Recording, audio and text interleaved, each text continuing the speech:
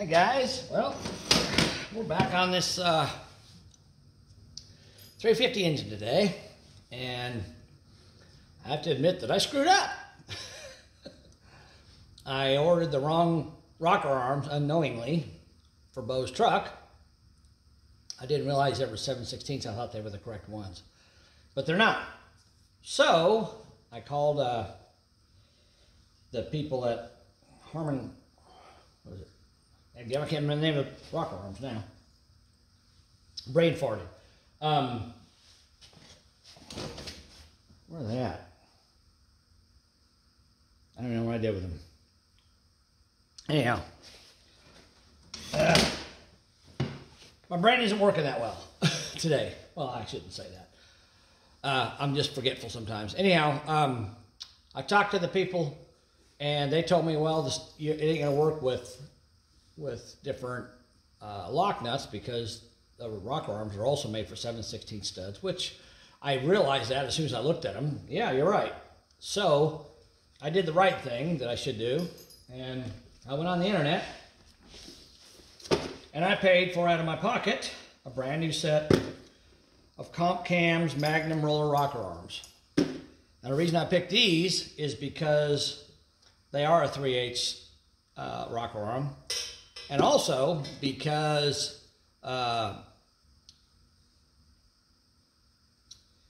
they come with a lifetime warranty. And I've never seen a roller rocker with a lifetime warranty. And these are actually stainless steel. They're not aluminum like a lot of the ones are that wear out. So these are stainless steel. I think they're stainless steel or steel. But anyhow, they got a lifetime warranty on them. I love that. So that's why I picked those. So that's what we're going to use in Bo's motor here. So that was a $400 mistake I made. But, you know, you make a mistake, you own it, right? You got to do what you got to do. So anyhow, we're going to get back on this motor today. So we're going to go back to what we were doing when we started, which was putting the rocker arms on it and adjusting the valves. Okay, so there's my grease I need. I put all this stuff on it so I could keep it protected. Of course, I covered it up. But these are real nice rocker arms from Comp Cams.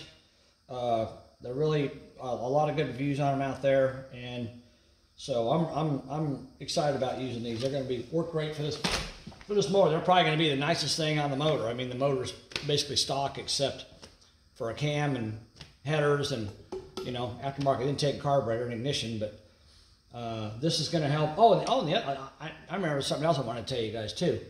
These are actually I don't know if it even says on them or not, but yeah. They're actually a 1.52 ratio, which a stock rocker arm, and the other ones I was going to use, they're 1.5 ratio. So this is a slightly more aggressive ratio, so it's going to give a little bit more lift on the cam. And of course, since we got flat top pistons, that's not going to be a problem. So we are going to put those rocker arms on this engine. Let me take this intake manifold off. We don't need it. Of course, get it out of the way. All right. And let's see, we'll turn you guys over this way. All right, and we'll get you down there where you can see what's going on. Okay, so now you can see what I'm going to be doing here. Okay.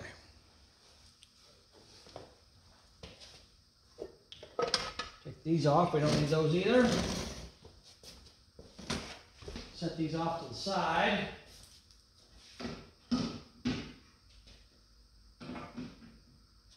All right, now let's put the correct rocker arms on this engine. Okay, we're gonna get out all of our stuff we had last week, our Slickum, and we got this Molly lube over here. I still got some of that left, thank God. Of course, there's still plenty of lube on the push rods and all that, so it shouldn't be a problem with these.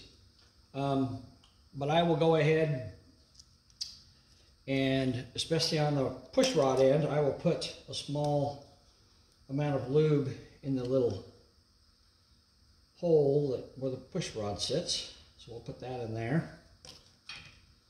And we'll put a little bit on the roller. Doesn't get hurt anything. And we'll just start sticking rocker arms on this sucker. You got to make sure they go the right way. They go a certain way on there. There we go. No big deal, right? You make a mistake, you own up to it, you fix it, you move on. So that's what we're doing. Got to get this motor together. Okay.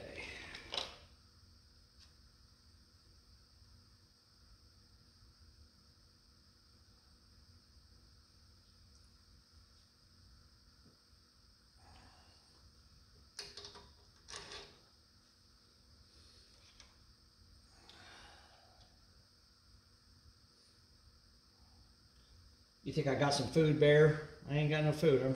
I promise you, you don't want to eat this stuff. It's probably not very good tasting. It definitely wouldn't make you happy on the inside either. Oh, the other thing I wanted to say about these rocker arms. They are self-aligning rocker arms. So that means that when they first came out with rocker arms, it was basically for the drag race industry, the racing industry, and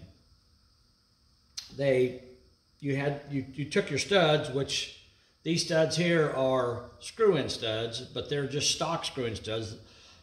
But what you did was you took your pressed-in studs and you pulled them out and you milled this down and you put what's called a guide plate on there. And the guide plate helped guide your push rods the way they needed to be. And then you put screw-in studs, and that way your rocker arms would be aligned when you put everything together like that. Well, these, you know, a lot of people, like in this situation here with this motor is not radical.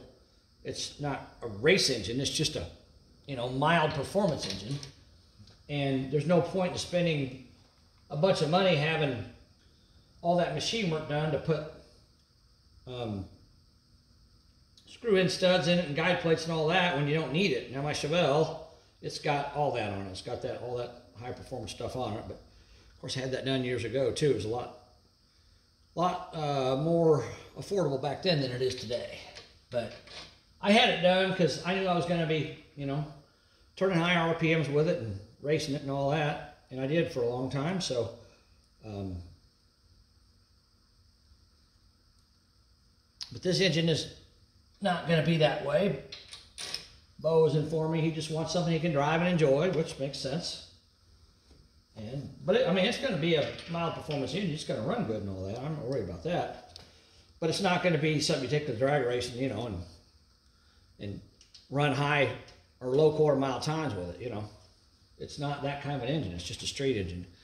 So putting roller rockers on it is kind of an upgrade. Well, it's definitely an upgrade from the stock ones. And it's, you know, nice if you can afford it. You know, it's a cheap upgrade that's affordable and easy to do. And, you know, you don't have to modify a lot, especially if you get these that are self-aligning. So anyhow, what I was going to say was after a while, the people that make this stuff realize that, hey, we need to make a rocker arm, a roller rocker arm that's self-aligning, so you don't have to pay all that extra money for that machine work, especially if you've got an engine like this that's already together and you want to throw a set of roller rockers on it. You know, if you're doing a cam swap or whatever, you can put a set of roller rockers on it and you know, get better performance out of it without having to pay a bunch of money for machine work and tear the heads off and all that. So they came up with these self-aligning roller rockers, which are nice. But they will definitely work good on this application. Like I said, this will definitely make a difference in the way this thing runs. I have no doubt about that.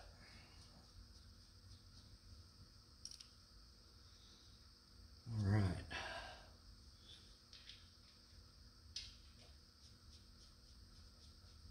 Almost got that side done.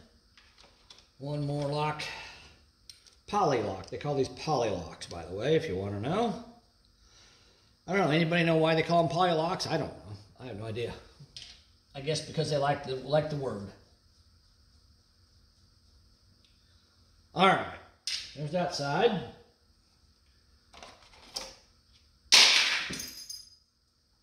Now we can do the other side.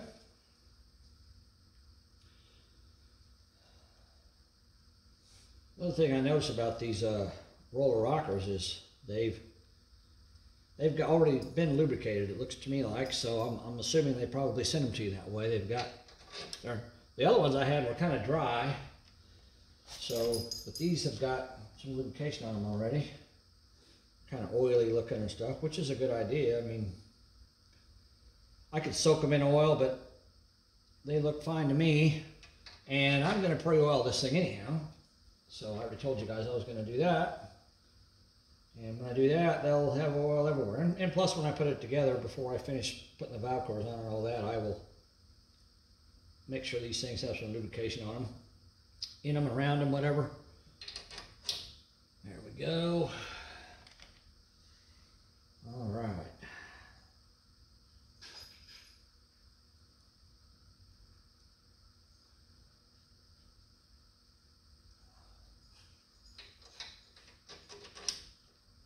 Go.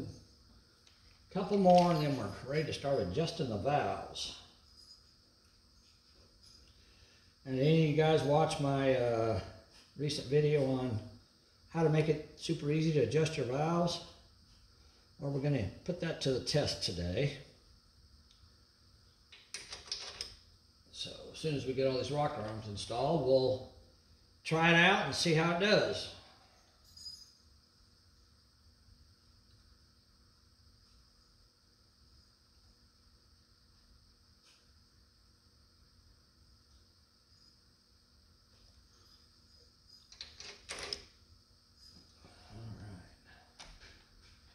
Couple more. Looking good. I like this zinc lubricant. I think it's going to make a difference in breaking this cam in and breaking this motor in, because there's not going to be any shortage of zinc in this engine, that's for sure. Between this, the zinc additive, and the Lucas break-in oil, which I think I told you guys before, is the highest concentration of zinc of any of the motor oils. If you look online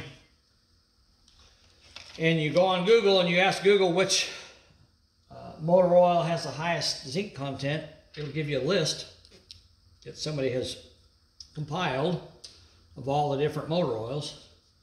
And Lucas break-in oil is the highest. And if I remember right, I think Valvoline racing oil was number 2. And Valvoline racing oil is what I use in my Chevelle. I've used it since day one. And I know some people probably think I'm crazy, but I use Valvoline straight 60 weight racing oil. That's just really heavy oil. But I built that motor before the turn of the century, and I haven't touched it since, and it still runs good and doesn't have a problem frying the tires off, so I guess the oil must be doing something, right? I guess so. All right, a couple more poly locks here, and we're ready to start adjusting the valves.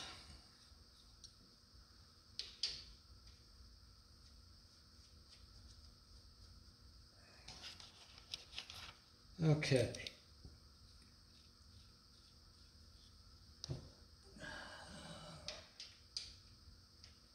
And we got plenty of that zinc additive on the lifters. And we've got some of this slick stuff, slickum, I call it. We got some of that down the lifters as well. They're all soaking good. And since I had to wait for these new rocker arms to come in, this stuff has had a chance to run down into the lifters and give them some lubrication. I'm going to put a little more in each one of them, just because I have it and it's here and it ain't going to hurt anything. So let's put a little more in each one of them. Let it run down in there some more. That way they're well pre-lubricated. Oops, I got it getting in my way there. There we go.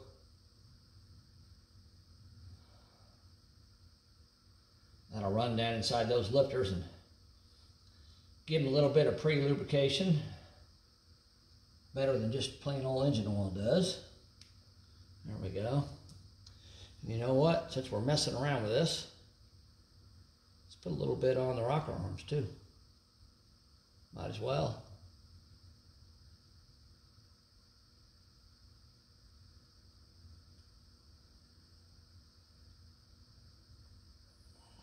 There we go. Now we got them added a little more lubrication to them. Definitely help them out.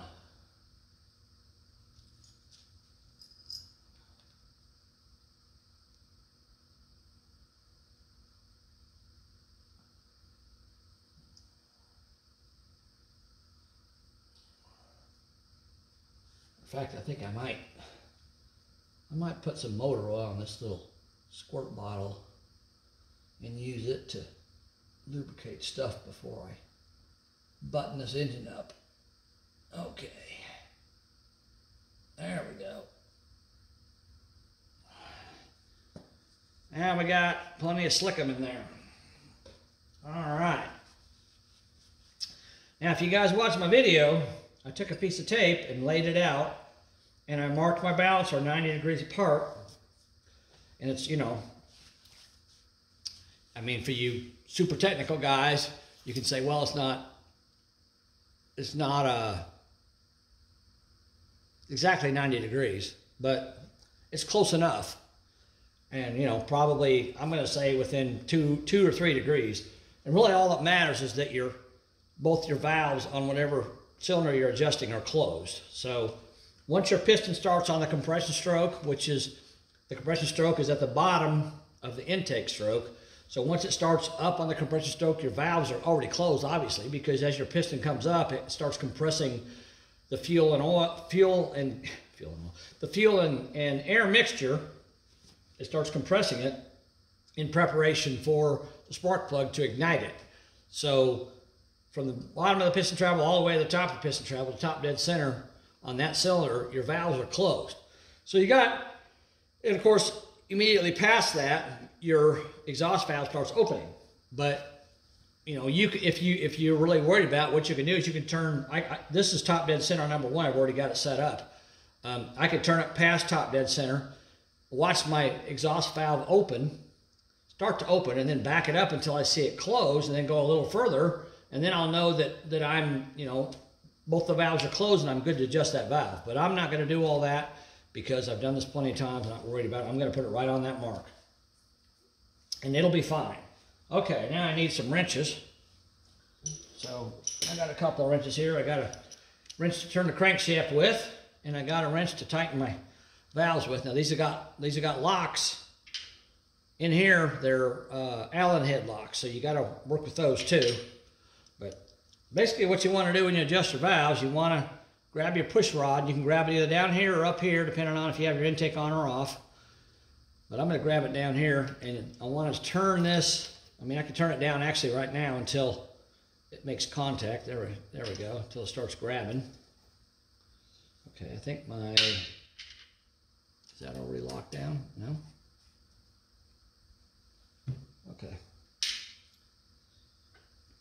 Just turn them down until they stop. Well, that one went down all the way. This one here is. All right.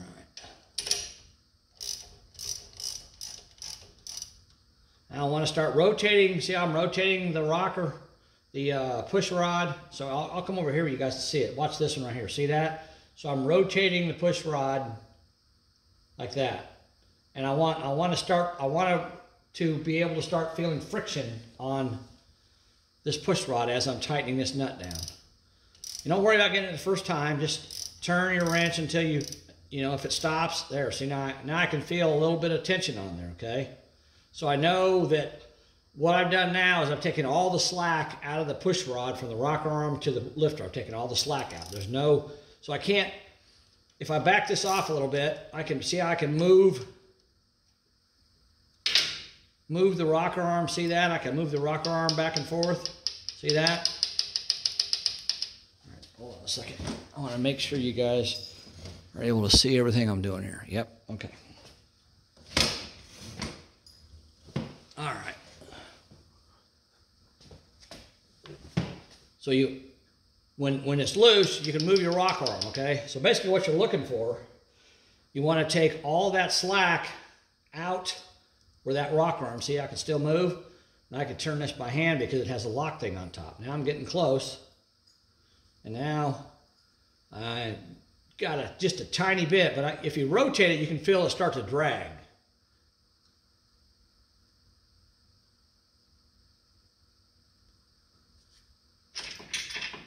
Now I got this lube on it, so it's not going to drag as much, but I can still feel it. So now I'm doing it real slowly because I want to get to that point where it starts to drag. Right there. So that's where it's starting to drag. All right, once I reach that point, now I cannot move this rocker arm. See, it doesn't want to move anymore because it's tight. And that's how we want it to be. We want it to be tight. So now that I reach that point, there's going to be some controversy over this because there's certain settings you need to set your valves at. Most people set them, once you take all the slack out, you go a half a turn, okay? But there's also a big problem with cams failing. So what I think I'm going to do on this engine is I'm going to take all, and I'm going to back it off just so I can feel it again. I like to double check it 2 or 3 times. I want to get it right to where I start to feel that tension, that drag. You know, comes, there we go, about right there. And then what I'm going to do, and the reason you turn it a half a turn is because you push the push rod into the lifter and it pushes the lifter down into the center portion of the lifter. So basically what you're doing is you're centering the lifter plunger, the piece that the oil moves up and down, you're centering that in the lifter bore, inside the lifter. You're centering it pretty close. And what that's going to do is it's going to keep your lifter always under pressure, which is good because you want to have zero lash here. So when you push it down, it basically ensures that it's in a place where it's always going to have pressure. What I'm going to do, I think, on this engine is I'm going to go until there's no slack. I'm going to do it one more time just to make sure I'm happy with it. And you don't want to be pushing down on your ratchet while you're doing this, because your ratchet could actually give you a false sense of drag if it's pushing against the rocker arm and the rocker arm is pushing against the push rod. So you want to make sure it's not touching the rocker arm, and you turn it until you feel the drag like that. I could probably go a little more, and also you can move it up and down, but I mean I'm just feeling the drag. All right, now it's definitely got drag on it. Okay, I'm going to back it off just a little bit. That's probably a little bit too much. So right in there is where I start to feel that drag, right? Right there. Now what I'm going to do, I'm going to get my ratchet so it's straight up and down, and I'm going to go a quarter of a turn. It's not going to put the push rod all the way down in the lifter where it needs to be, but it's not going to put nearly the pressure on the spring that it would if it was all the way down in there either. And what I'm going to do is I'm going to do this, and then after I break the motor in, I'll come back, I'll pull the valve covers off, and I'll go through this all again, and I'll readjust the valves, and then I'll put the lifter a half a turn, the push rod a half a turn down into there. You want to get these pretty snug, you don't have to like crank on them really super hard, but you want to get them snug. And see, that one there is it's already got the tension out of it, or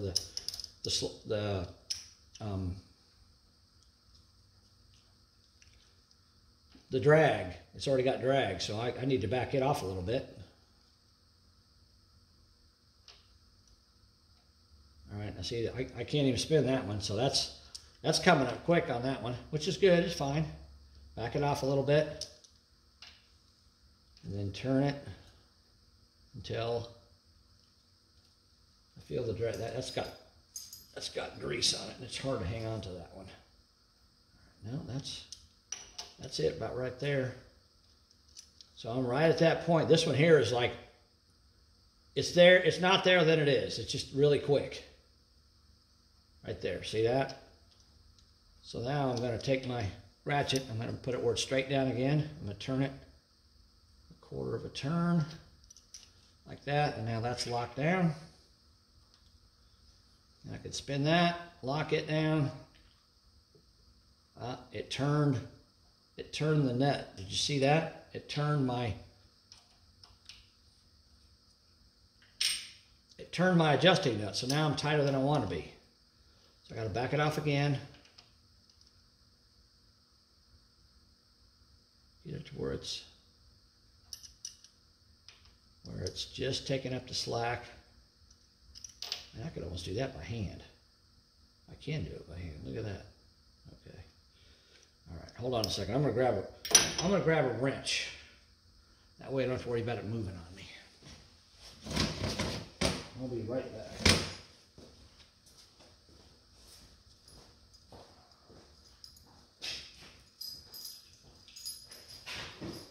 Okay.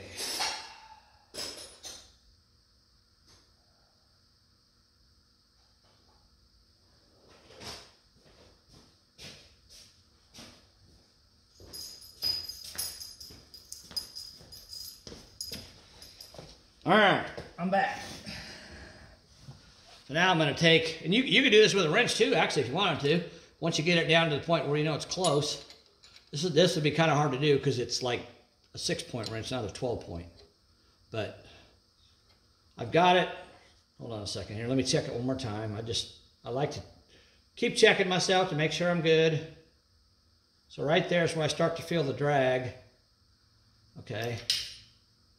So now if I take my ratchet and I set it in place and I go a quarter of a turn right there. All right, and I know it's going to turn on me because it did before. So now I'm going to take my end wrench and I'm just going to set it on there and hold it so it doesn't move while I lock it down. There we go. All right. So now that one's done. All right. Anybody know the firing order on a small block Chevy? Anybody know it? I know it. 1-843-6572. Okay, so that's 1. So this is 1, 3, 5, and 7. 2, 4, 6, and 8. So 1 is firing now. So if we go 90 degrees, number 8's next, right? So let's take it, crankshaft, turn it to my next mark I showed you guys how to do on this. And we're going to line this mark up with the 0 on the tab. Timing tab. Right. There. And now we can adjust number 8. And I know there's different ways you can do this. There's people probably get on and say, well, you could turn to this point and you can adjust this valve and that valve and that valve and that valve and that valve, you know. But I've always done it this way because I know that wherever the timing mark I put it at, that cylinder, I know 100% for sure it's on top dead center. So that's really all I care about.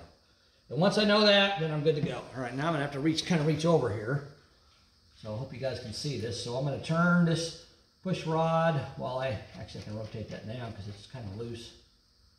Yep, that one's okay. Now I'm spinning that. And right there, my tension, I can feel tension.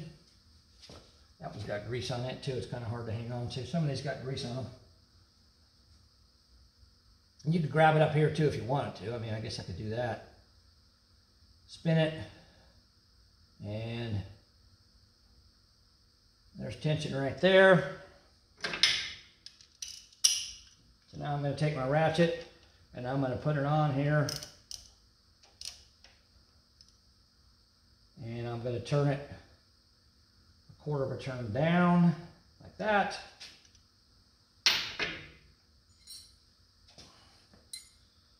All right, and then I'm going to take my end wrench and I'm going to hold it so it doesn't move. Come on, get on there. All right, and then I can tighten down my jam nut.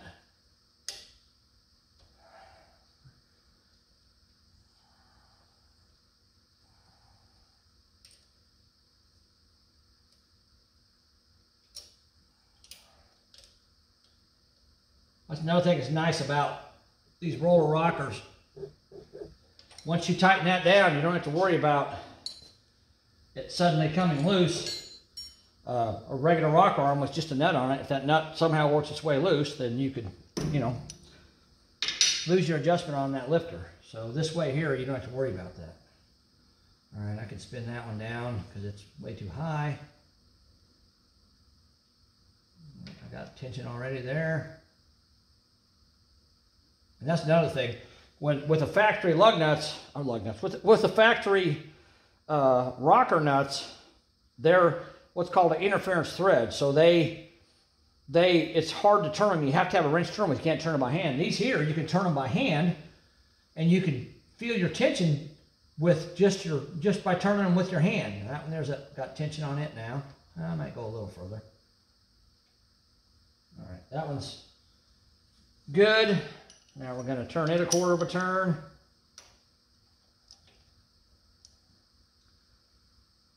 All right, there we go.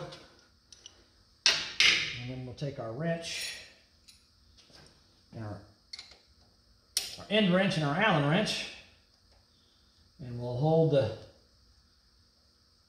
rocker arm nut and tighten the jam nut. Oops, almost dropped it.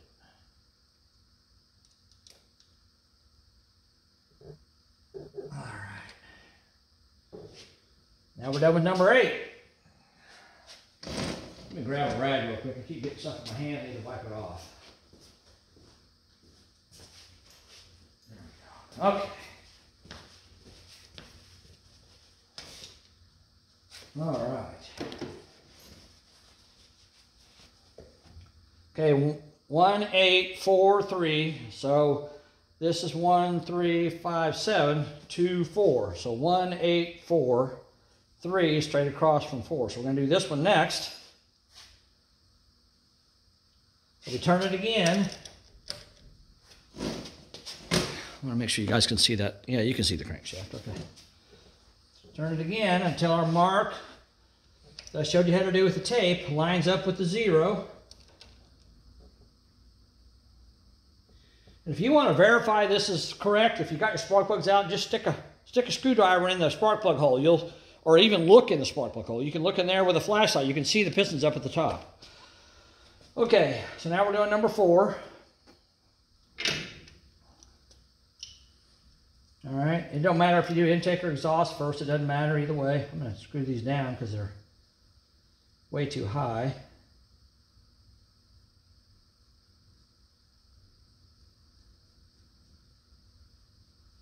There we go.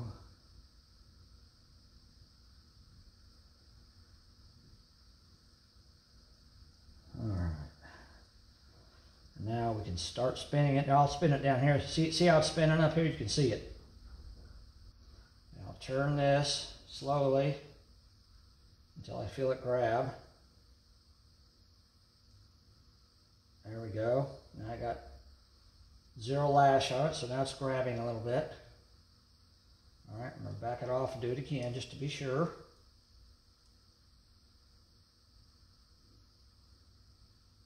All right, there we go. I'm happy with that. Take my ratchet, put it at 12 o'clock, turn it a quarter of a turn,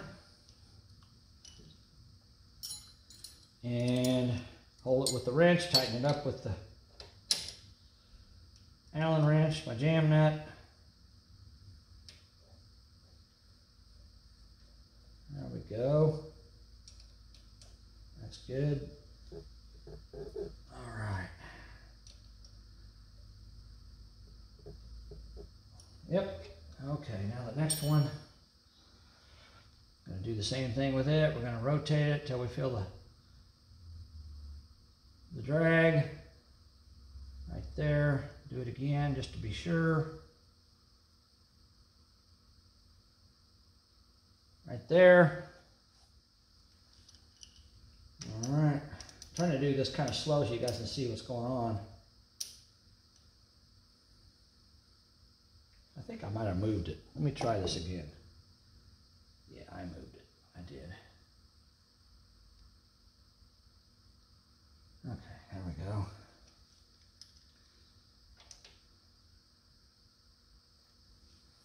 All right, quarter of a turn.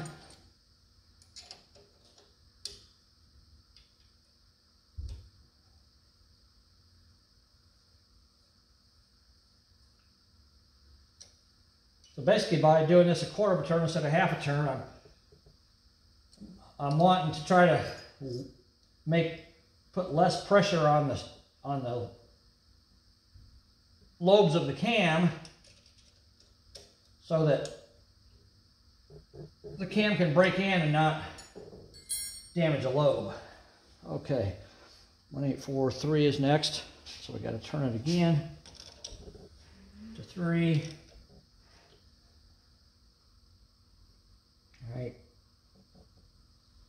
Right there, you can see the mark. Now that's the idea, is to try to not put excessive pressure on the cam lobes while the cam's breaking in. All right, turn this with my hand to get it down there. There we go. Okay, I'm going to back this one off, turn it until we get, it's got a bunch of that zinc grease on it, it's hard to hang on to.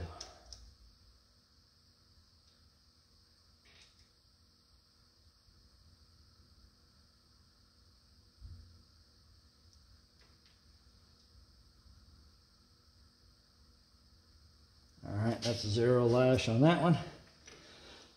But the idea is to try to get it to where it's not putting excessive pressure on the cam lobes while the cam's breaking in.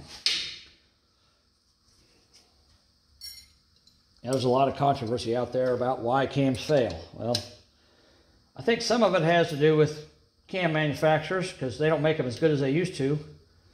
But they also know that if their cams keep failing, no one's going to buy them. So they got to do something. I mean, there's only a few cam companies left in the United States that anybody even trusts anymore. From what I've read, other than custom cam grinders, which cost a lot of money to make their cams, Lunati and Howard's is the only two that anybody pretty much trusts anymore. So, but some of it may have to do with, operator error as well. You gotta make sure you got all this. I mean, I got tons of lubrication in there. I got that grease that I bought, break-in grease. I got the slickum. I got all the additives I'm going to put in the oil. And these things are so easy to do. I can do them by hand. I don't even have to use my socket.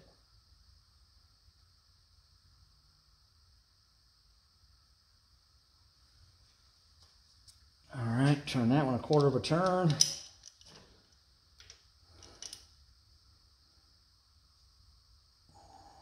There we go. As long as you've got 0 lash, the engine will run. Obviously, if once I get it broke in, I'm gonna want to readjust the valves and tighten them up, but I can do that once it's broke in. That's not a big deal. I'm just trying to get it to break in right now, so. All right, trying to do it, get it to break in without causing any issues with anything. Make it as easy as I can on the engine and the lifters and cam and all that. Okay, 1843, 18436. Okay, this is 6 over here. So now we're going to come back around to the original timing mark, the factory timing mark on this on this cam. And remember, if you guys watched before, I showed you how the 350 engine, or any V8 engine, is basically two cylinders, or two four-cylinder engines working in conjunction with each other. So number 6 is the top dead center, right? It's at the top dead center of the compression stroke. Number 1 is at the top dead center of the exhaust stroke. So it's now pushed all the exhaust out, and it's getting ready to drop down. And as soon as it starts dropping down, the intake valve will open. Or no. Yeah, as soon as it drops down, the intake valve will open and pull air into the cylinder, air and fuel mixture. And then when it comes back up, then it'll be on the compression stroke. Okay, so number 6, 18436. All right. Let's see if we can just do this by hand. Spin it, turn, well, that's way too high, so I need to turn that down. Oh yeah, that's already got tension on, I can feel it. And right there. All right. We're going to do that. Quarter of a turn. Put our end wrench on it to hold it. Tighten down our jam nut.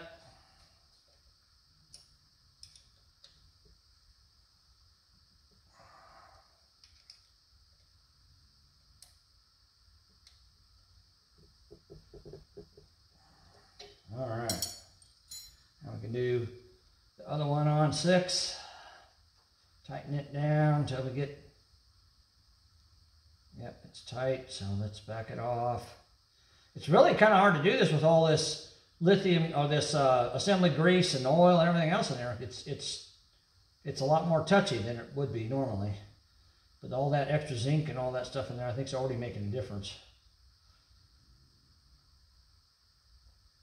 All right, let's say right there. All right, we're going to go a quarter of a turn, and I can't get up there because of that. So I'll just start here at the 3 o'clock position and go to 6, like that. Now, it isn't very far. You know, it needs to go further, but like I said, I'm trying to make it easy, as easy as I can on the cam to break it in. Once I get the cam broke in and everything set up on the motor the way it needs to be, I can pull the valve covers off and readjust the valve. That's not a big deal at all. Oop, my wrench slipped off. Come on, get on there. There we go. All right. 6, 5, 1, 8, 4, 3, 6, 5. You guys notice that? So it's this one, the opposite one, and then this one, and then one straight across, this one straight across, and then this one and the opposite one. It's kind of weird the way this thing fires. It goes bam, bam, bam, bam. It works good. Okay, so we did 6. So now we need to do 5. I'm just going to keep doing this by hand if I can. There's a bunch of grease on that one I need to wipe off so I can get a better grip on it. Yeah, I got grease everywhere. Jeez. All right, let's try this again. Yep.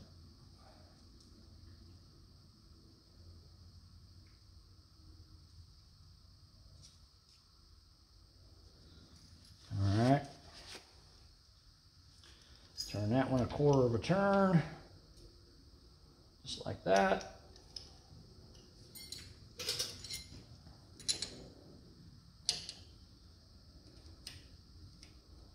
And I think probably the other issue with cam failures is they're probably, I don't know for sure, but there might not be very many people out there that are doing pre-lubing their engine.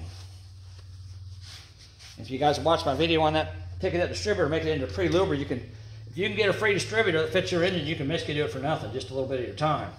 So I definitely 100% strongly recommend that you always pre-lube your engine before you start it, especially with the issues they have today with cams and everything else.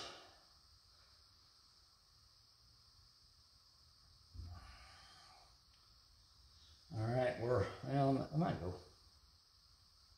No, that's good. Okay.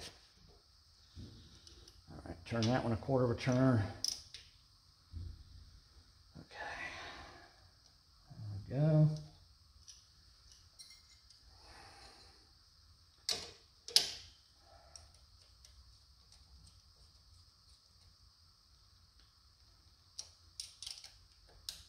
Tighten that jam nut. All right. Now I gotta go again. So now we're at the second to last one in the firing order, which is 7. 8, 4, 3, 6, 5, 7. And we got our mark on 0. We're gonna do this one.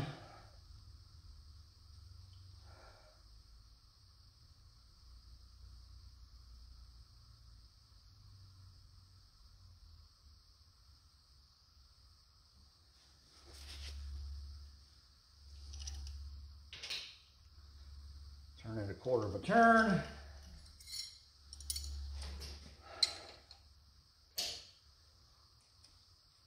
Tighten up our jam nut.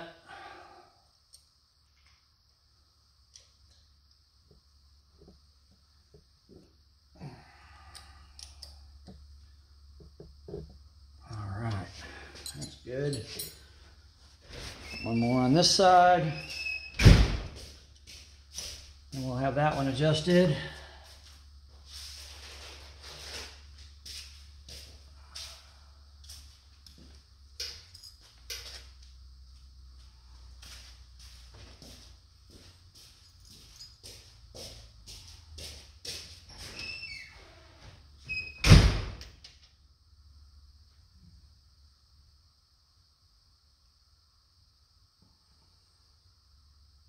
Just got to feel it with your hand. When you feel it where you think it's starting to get some tension on it, some drag, that's where you stop and tighten it down. Because you're basically at 0 lash. Then you have zero play between the lifter and the rocker arm. Okay. Turn that one a quarter of a turn.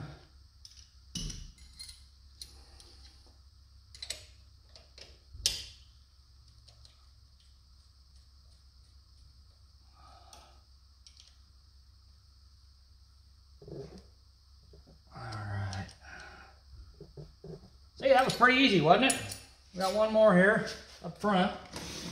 So now I can sit down here. Last one of the firing order. It's getting a little harder to turn because the valves are opening and closing now.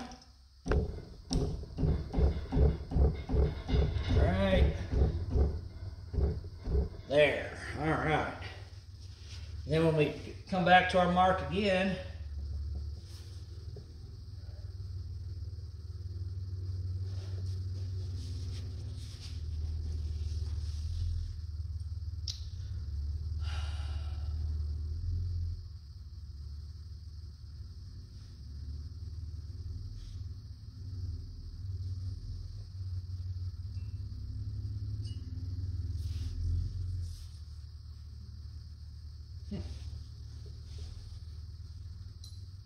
when we come back to our mark again,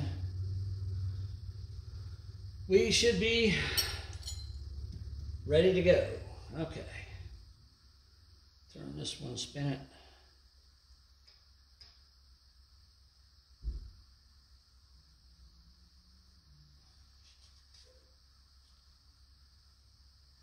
There's a bunch of grease on these push rods here, so I'm going to get it off there because I can't hang on to them. All right, that one's got.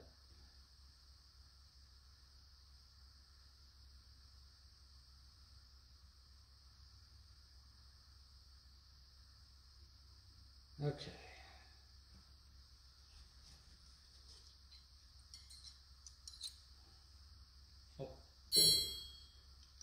Oh. Turn it a quarter of a turn first, Dave. There we go. All right.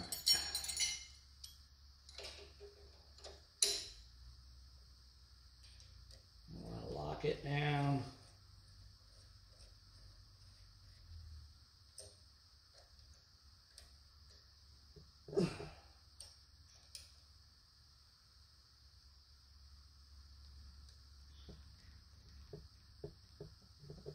Okay, last one. Oh,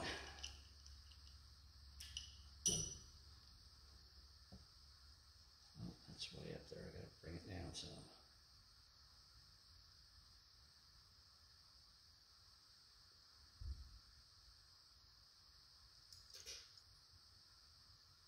Right there.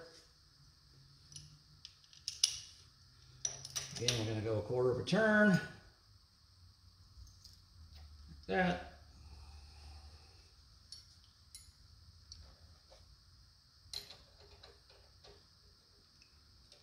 All right.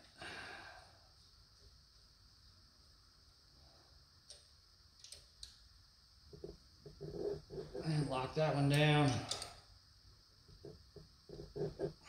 Okay. So now our valves are adjusted. They're going to have to be adjusted again after I do the break-in because I want them to be a half a turn, not a quarter of a turn. But that gets me set up for the break-in time. Okay?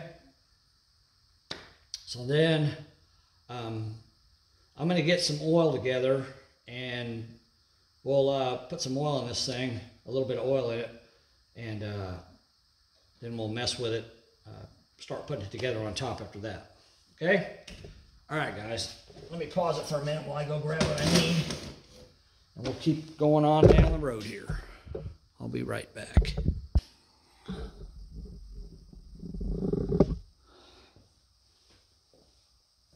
Hey, guys. Well, did you see my little snafu in the first part of this video? Did you see what I did wrong? I did, because when I ended up with my marks, I didn't end up back on number 1, and I thought, well, what did I do wrong? So I went back and watched the video, and I didn't turn the crankshaft 90 degrees when I got to number 5. So I went back and I redid all of them again, actually, but I made sure 5, 7, 2 was all done on the proper mark on the crankshaft. And that's another reason why it's a good idea to mark your crankshaft every 90 degrees, because when you're done, you should be basically 1 90-degree revolution away from your top dead center on number 1, your factory mark. And if you're not, like I wasn't, I was 2 marks away, then you know you've done something wrong. And you can verify that. So I just went back, I loosened up all the rocker arms, started over, went through all of it. I wasn't going to show you guys all that again because it's my mistake. And I've done a couple other things since then. It's been a day or so. I got tied up with some other stuff, didn't get to finish it that night. But anyhow, we're back on it today. And so now we've got all the valves adjusted. I adjusted all of them, and then I went back after I adjusted them and went through the firing order one more time and turned each push rod individually to make sure I had drag on it, which I should have. And one thing you got to remember here is these lifters aren't pumped up. They've got a little bit of fluid in them from what I put in them, but they're not pumped up with oil. So it's going to be super easy to turn this thing a quarter of a turn. You're going to be like, well, dang, I turned a quarter of a turn, didn't really do anything. But it's fine. It should be a quarter of a turn, should get you good. One thing you can do too, when you're done, you can always go back and double check all your poly locks. Make sure they're all good and snug. You want them to be tight against the rocker arm studs, right? I don't think any of mine are going to move, but it doesn't hurt to just do a quick check on all of them, just to make sure they're all good, like that. You know, there's no point in getting in a rush when you're doing this kind of stuff because you want it to be right. So, because obviously once you put the motor together, it's together. So that's why I double check, triple check. You know, I check as many times as I think I need to know it's right. So these are all, none of them are moving, so they're all good and snug. And these competition cams, roller rockers are going to work really well for bow. So now we're to the point where we're getting ready to put the top of the motor together. So I've already got a ton of the zinc impregnated grease all over everything, all over the valve train. I've already put a bunch of that slickum all over everything, so that's all good. But before I put the top end together, one more thing I want to do, well, actually two things I can do. Number one, I've got this stuff here. I already showed you guys this zinc additive. It's made by Rizlone, which has been around for as long as I can remember.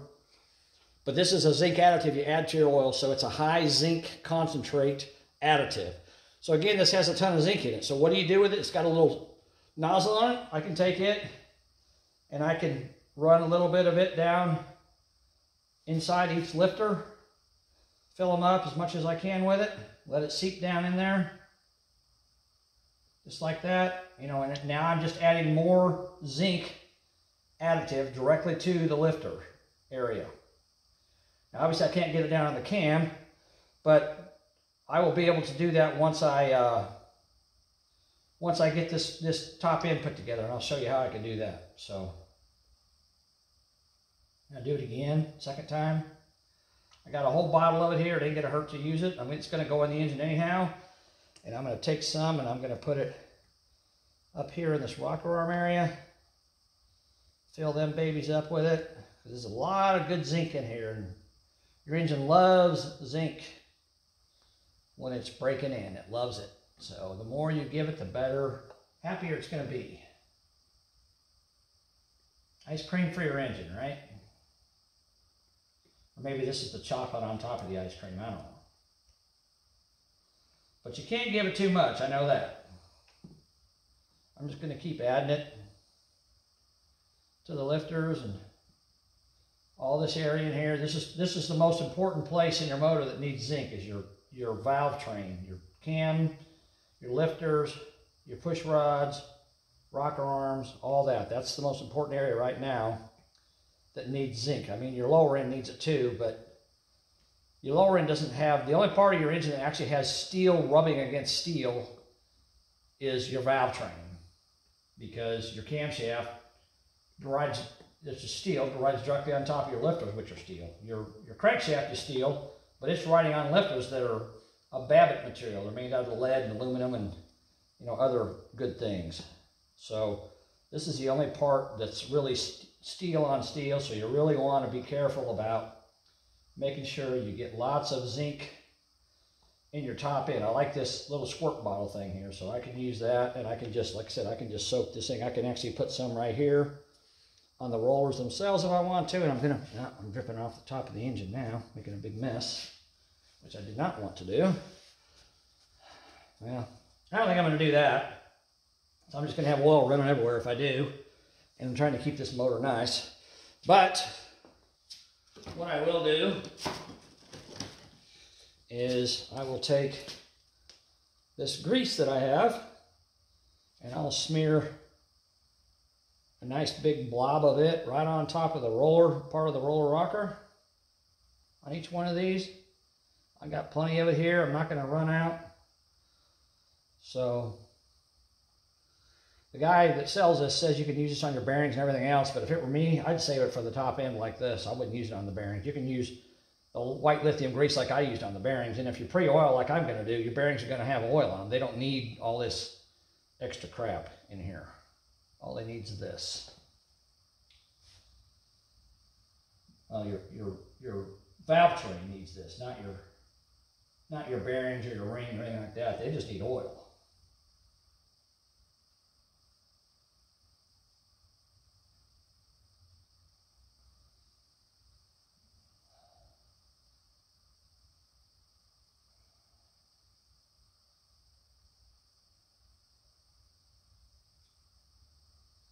Nice thick coat of this zinc additive right on top of those roller rockers. Them rollers will love it. They'll be very happy. And they're rolling inside your engine. They're rocking and rolling, right? All right. Now we got all those coated with a nice thick coat of grease. Okay.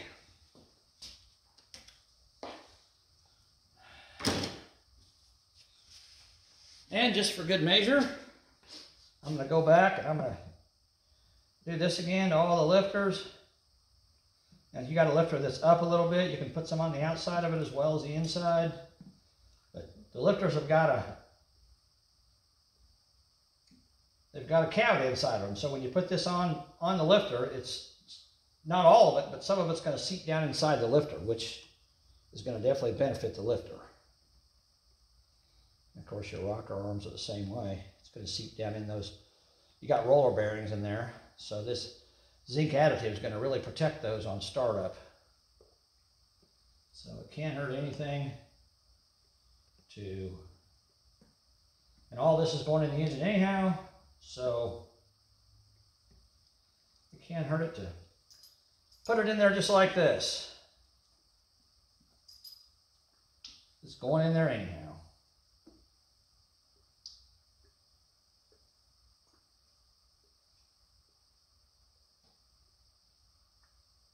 There we go.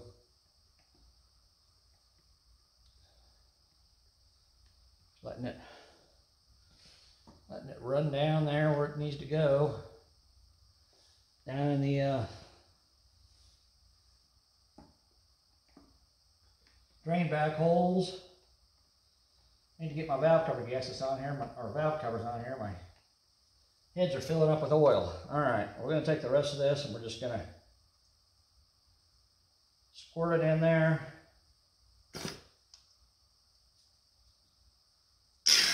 There we go.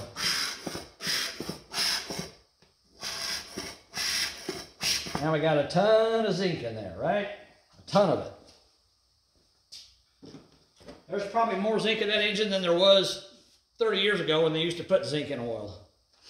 Because I don't ever recall adding anything to an engine when I built one, 20, 30 years ago. I just put 30 weight non-detergent oil in it and broke it in with that. And it had zinc in it. We didn't put all this extra crap on here, but when they took zinc out of oil, because the EPA says it's bad for you, well, you got to put it back in, but we're putting it back in spades here, so it's not going to run out. And then, of course, we've got the Lucas. Remember, I showed you guys all the different oils. Lucas break-in oil has the highest concentration of zinc. It says zinc right there, high zinc. It's the highest concentration of all the oils as far as zinc goes. So we got the intake manifold off.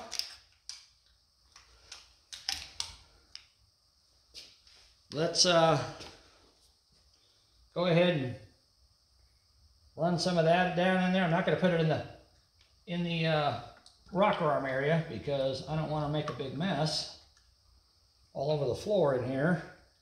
So I'm just going to put it right in there like that.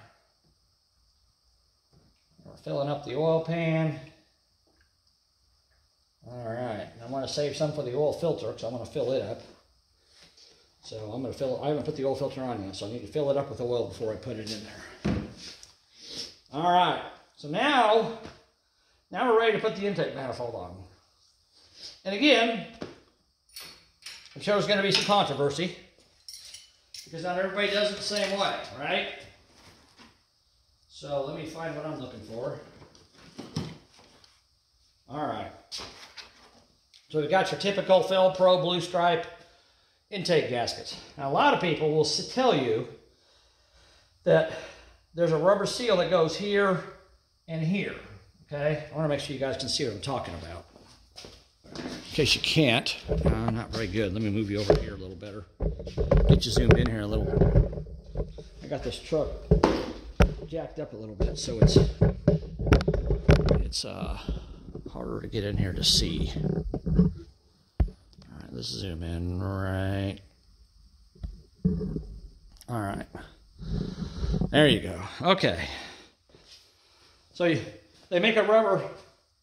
They call it end seal, intake manifold end seals. So they got one that goes here, one that goes here. Now in the newer engines, if you notice, this engine's got holes drilled in it, 4 holes in each end, okay? So this gasket set that I bought came with 2 sets of these. They've got one set that has little nubs on it to fit in those holes right there. And they got one set that has these little flaps on the side. So this piece here, for example, whoop, I just dropped it. With the flaps on it, would just go on there and the flaps would kind of hang over the side of it. And that works fine, except that the flaps on the ends are only little tiny things. See that right there? They're little tiny pieces. See that?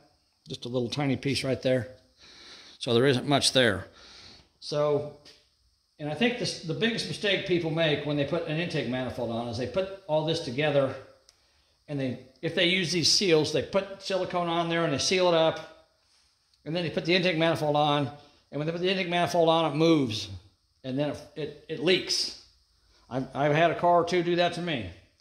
But I don't particularly like these ones with the little flaps on them. I think they're not that great. But I like these ones with the little nubs on them because they go down in these holes and they fit in a positive way in here. So here's what I'm going to do. First of all, I'm not going to use regular ultra black silicone. I'm not going to use that. I mean, that's great. It's good stuff. But in the intake manifold, when this engine's running, that intake manifold, there's oil spraying everywhere in there because you got 16 lifters moving up and down, you know, at thousands of times a minute. They're moving up and down. And they're spraying oil, you know, they're trying to get oil to go up those push rods to those rocker arms. And, you know, if there's any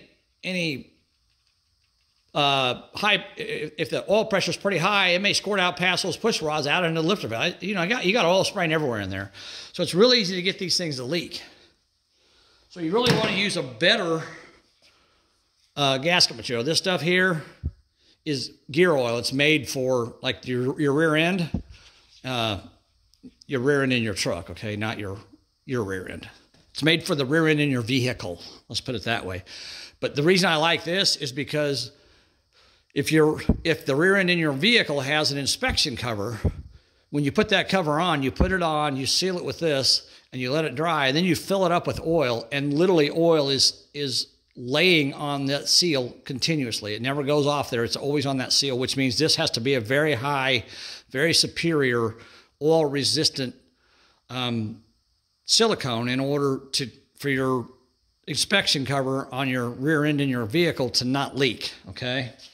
So I'm going to use that, and I could put a big bead along here and let it dry, but, you know, silicone, it'll leak too. So I don't know that it's that good of an idea. So I'm going to take this stuff, and I'm going to put a bead of it along here, and especially where the head joins the intake manifold right here. I'm going to put a pretty decent chunk there, and then I'm going to spread it out. Well, if it'll stick. There we go. I'm going to spread it out on there. I can always add more if I need more. And it's not like a paper thin layer. It's a pretty thick layer. But I'm not going to put like a big huge bead on here like some people do. I don't really think that's necessary. Put a nice thick layer of that on there. And then I'm going to take my end seal that people don't like, and I'm going to line it up with the holes and put it on there. All right, just like that. Squish it down in there so it's good. And make sure it's lined up the way it's supposed to be. Okay, I'm not going to put anything on top. I mean, there's a little bit there, but not enough to worry about. All right, and now I'm going to let that sit. And I got to do the back one. So I got to come back here. Again, I'm going to put a layer of material on here. And spread it out. So it's a nice thick layer, but not like a bead, like some people like to do. And I'm going to put, again, on the end, where the head meets the block, I'm going to put a nice big blob there, okay? All right, and then I'm going to make a big mess here. Put the lid on it. Come on, go on there. All right, there we go. And then I'm going to put this one in and line up the nubs on it with the holes in the block. Now, if you got an engine that don't have the nubs, then you'll have to use the other one. You'll have to decide, do you want to use the other one, or do you want to just put a bead of silicone under like some guys like to do? That's entirely your decision. Again, I've said this before, I'll say it again, my way is my way. It's not the only way, it's just my way. So, but I'm going to put that on there, press it down, make sure it's stuck really well, all right? Then I'm going to let that sit. I'm going to let it sit for probably an hour, you know, or so. Oh, and I've got this stuff on my finger, right? So I can take a little bit of that and I can put it, I like to put it in the middle here so that it kind of gives the gasket a place to rest, a way to hold it in place, so to speak. Just a little bit on a few places right there. You know, and I can put some there, and I can put some there. I could put some there. I could put some there, wherever you guys want to put it.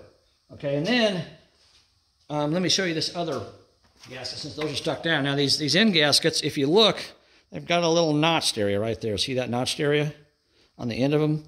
That's where your intake manifold gasket, your gaskets that go over your ports, the end of it goes in there, okay? So, here, let me show you. I just smeared silicone all over my camera handle. Hold on a second here. Let me clean that off. I don't want silicone all over that. Okay.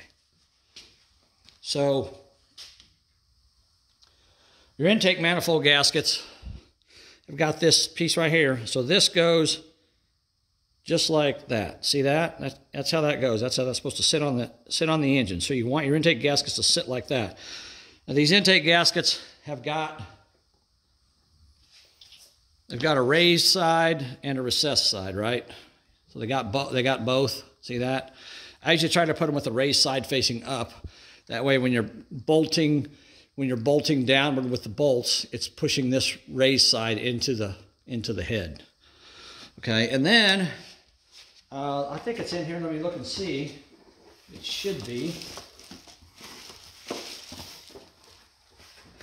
Oh yeah. I think so. Hold on a second.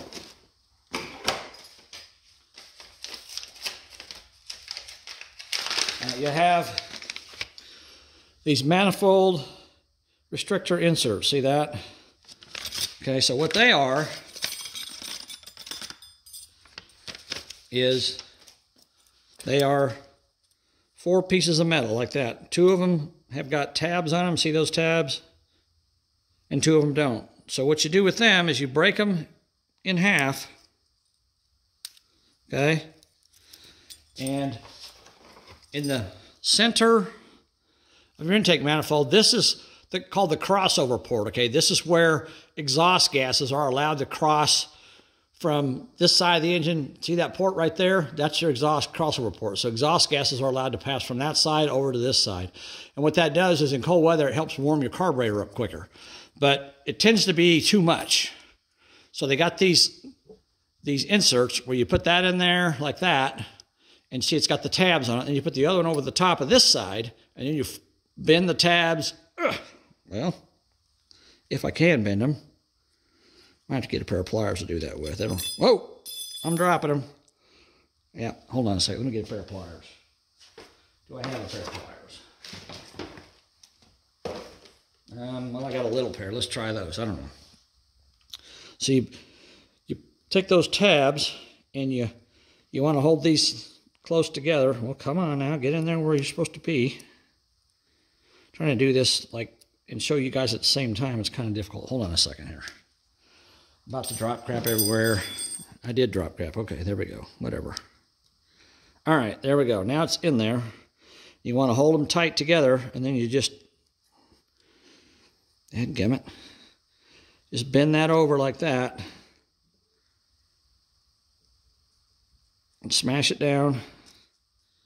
Take that one, bend it over like that. Smash it down. These really don't work. Let me get a better pair of pliers. Those don't work that well.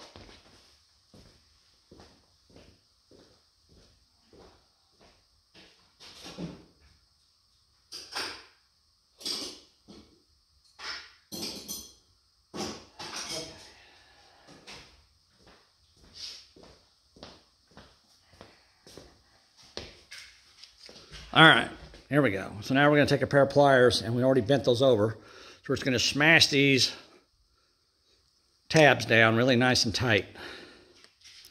I'll do the other one too so you can see a better view of it. Just like that. Now see, now see that's in there, it's not moving. And what that does, it restricts the flow of exhaust gases through under your carburetor. You could actually, I've seen guys take this and trace that on a piece of sheet metal and put it in there and not even have a hole in it where there's no air. But you know, if you live in a climate where you have cold days, cold nights, whatever, you might need it to be able to start your car easier in the morning if you're going to go somewhere on the weekend or whatever. If you're going to go on a cruise or you want to drive your hot rod to work or whatever, you might need it for that. So I usually leave them open just to have a little bit. All right, and now we'll do the other one so you guys can see. Okay. So I'm going to turn it this way. So this is the piece with the tabs on it. I put it on the bottom side like that. Okay, and this is the piece without the tabs. I put it on top like that. And then I hold them together and I grab the tab and I bend it over. And then I reach around with my pliers and smash it down just like that. Okay, and then I take that tab and I bend it over. And then I reach around with my pliers and I squeeze it and smash it down. See, just like that. Okay, so now these gaskets are ready to install with the restrictor plates in them. All right, and now you remember that little, where's that gasket again? Remember that little area right there where that, I showed you that the intake gasket goes in that little notch? So what I'm going to do is I'm going to take and I'm going to put a little bit of silicone in all four of those corners, right where that notch is. Right there, and right there, and right there, and right there. Just a little dab of silicone in each corner. Okay. Well. All right, now we got our lid on there. So then you take your gasket and you just lay it so it's down in those notches like it's supposed to be, like I showed you a couple seconds ago. All right, you lay it so it's down that notch and you press it wherever you've got silicone on your head, you press it to that to hold it tight, okay? All right, this side here you'll be able to see it a little better. So I put it in the notch in the back like that, and then put it in the notch in the front. Whoops, I'm missing it. Like that. Okay, and then I press it wherever there's silicone at. I press it. Then I can take that corner where I got that notch where that silicone was, and I bring the silicone up onto the gasket itself. Okay, see, watch right here. I'll take the silicone and I'll put it kind of smeared up onto the gasket, just like that. See that? Smeared up onto the gasket, okay? All right. Now my intake manifold is ready to be put on. Well, this one here isn't because it's not lined up. There we go, that's better. You always want to check your bolt holes. Once you get them in place, you think they're in place, your bolt holes should be lined up. This one was not lined up back here very well. My bolt holes weren't lined up, so you always want to check it, make sure your bolt holes are lined up. All right, now we've got a layer of silicone. We've got our rubber in seals, which some people don't like. And then I've got my gaskets stuck down with a little bit of silicone, and I got silicone in all four corners where those notches are, okay? So now I'm going to, let me zoom this back out. All right, come on, get around there.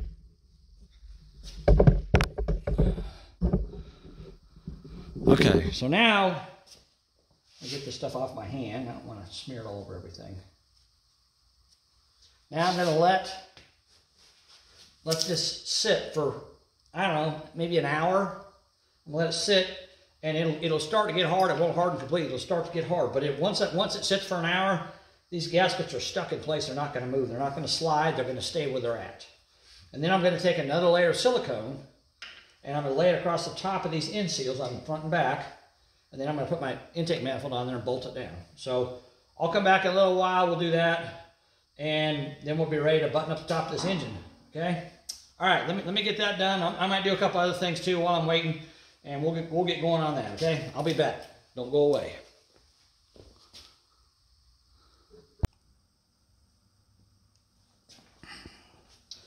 All right, guys. It's been, roughly an hour.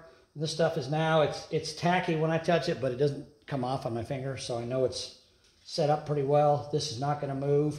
It's not going to shift. So now I'm ready to put the intake manifold on, and I want to make sure I have all this crap out of the way, which is going to be kind of hard to do because it's in the way. Or if I can put it back here somewhere for a minute. There we go. All right, now we're ready to put the intake on. So what I'm going to do here is I'm going to get, again, my gear oil gasket maker, the heavy duty stuff that's very, very, very oil resistant, and I'm going to put a thin layer across the top of this rubber end seal now. And again, there's guys out there that'll tell you don't use the rubber end seals, just put a big old thick layer of silicone on there and slap the manifold on there and let it dry. Well, I mean, if that's what you want to do, you're more than welcome to do that. I'm not going to tell you you can't, because there's guys that do it and their manifold seals fine and they're happy with it. So, but I figure these end seals are going to keep me from using as much silicone as I would without them. And silicone, over time, when it's exposed to oil, it'll break down.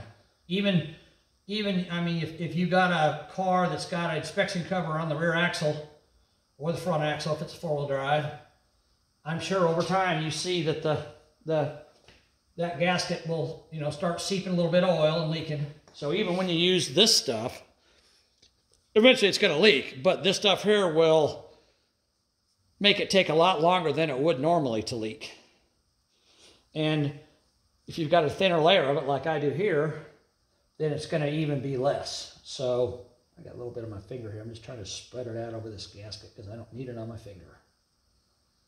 All right, so I'm just going to take that and just smear it on there wherever.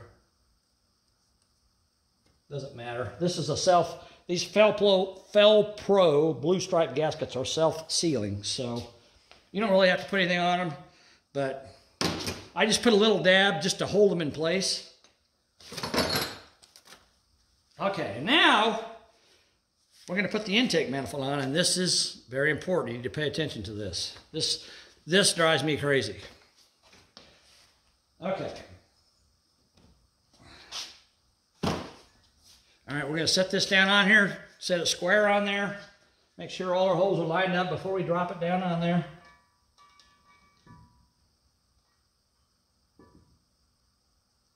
Once you get the fronts lined up, the back should line up as well. All right, that looks great. Oh, I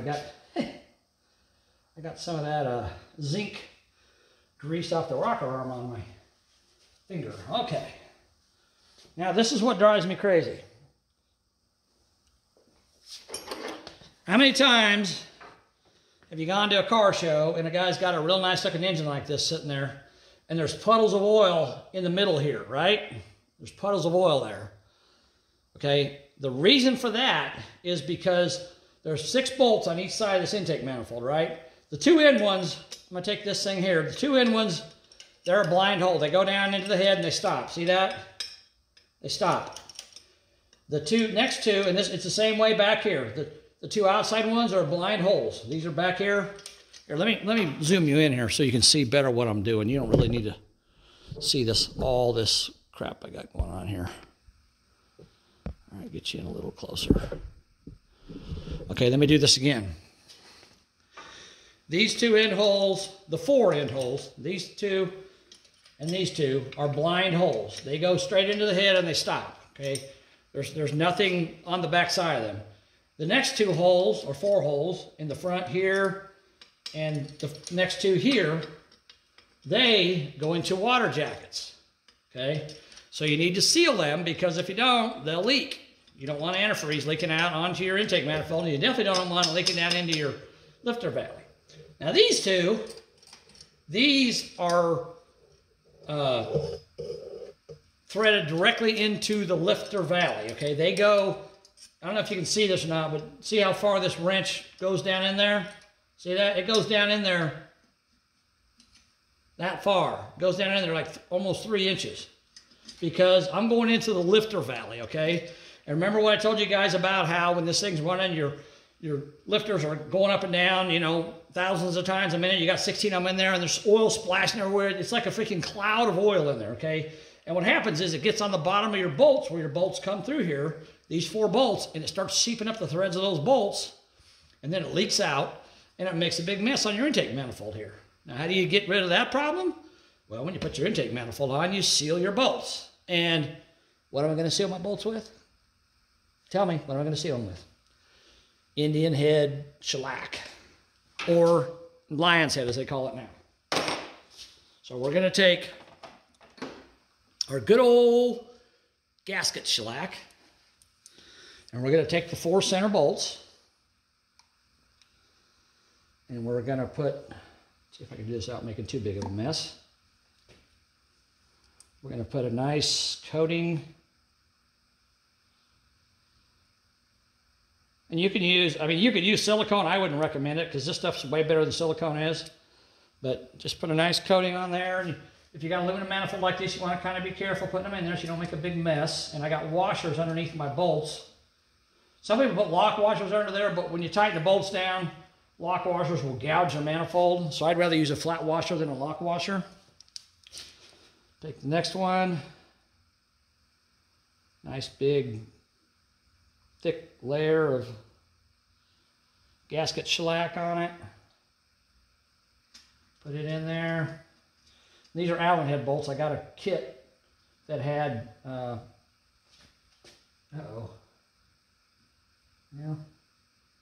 that one there, the washers hitting the manifold. Okay, well, that's all right. We can take that one out. Take the washer off. Whoop! And we'll just put the manifold on there, or the bolt, I mean, without a washer. Just tighten it straight down to the manifold. It's probably going to gouge the manifold a little bit, but it's not going to harm anything. Hold on a second. Hold on. I may have a smaller washer I can use. I need to get this washer out of here. So obviously it doesn't belong in the head. Okay, there we go. Hold on a second. Let me see something.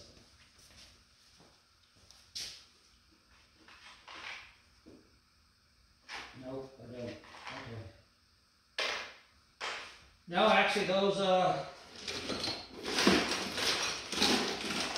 yeah, those washers are actually, they're not 3/8, they're 5/16. So I can't use them. So those 2 bolts will not have washers on them. No big deal.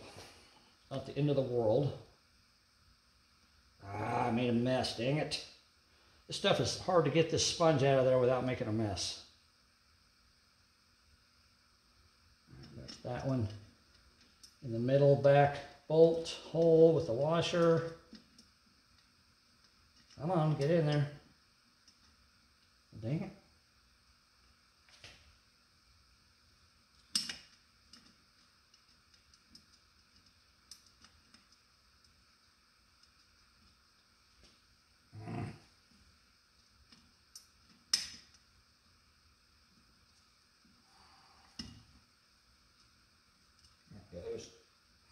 I think. It's hard to turn an Allen head bolt with your fingers. All right, get this crap off my finger and get a little more off the sponge. And we're going to put this one without a washer because it's going to do the same thing, I can tell. I need to shift this thing just a little bit because it's not lining up.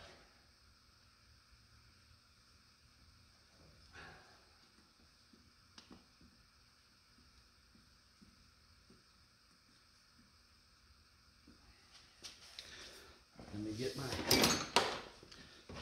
Allen wrench.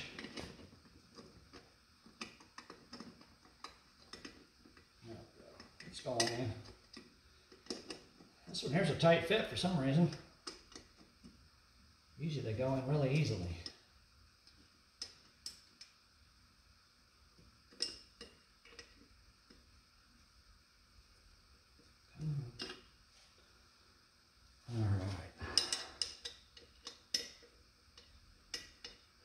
You don't want to tighten up any of these bolts until you get all of them started, right?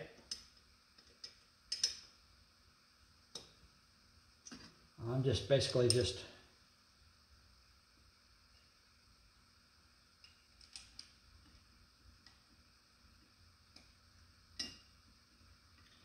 getting them started in here.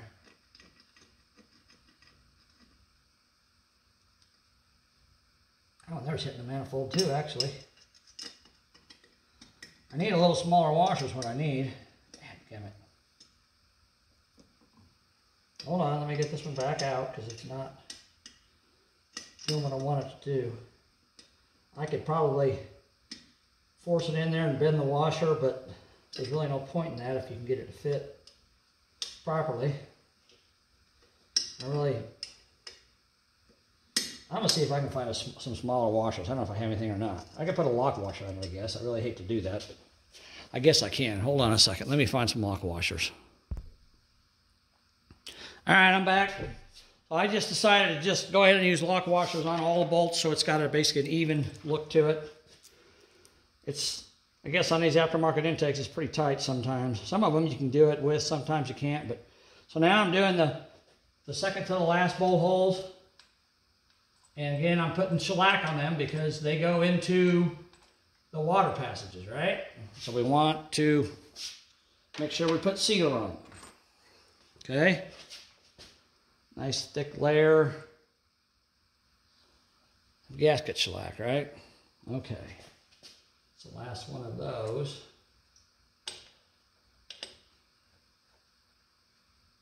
I got the two front ones in already. They're kind of hard to see. So now, I could seal these in ones, but it's really pointless because they're a blind hole. They don't go into anything. So it isn't gonna matter if you put sealer on them because they go into nothing.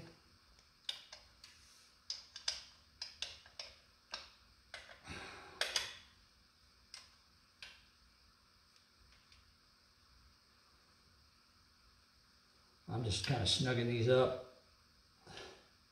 The end ones are a little easier to get to because I can get my Allen wrench in there and turn them with the end of it. There we go. Again, I'm not tightening these down tight. I'm just running them down until they're up against the manifold. That's all I'm doing. Let's see, these here are a little loose. Tighten those down a little more.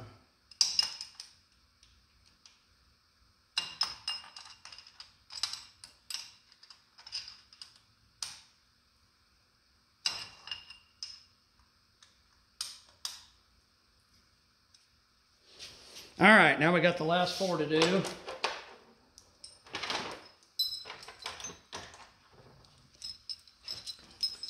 Oh, dropped a lock washer, of course. But at least it went on the floor, not inside the engine. That's all I care about. All right. There's that. Come on, baby. Get started in there.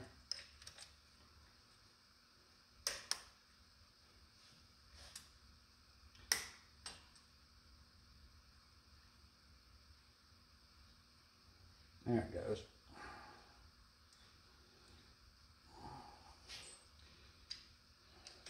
Yeah, I don't think I would have been able to use flat washers on these end bolts either.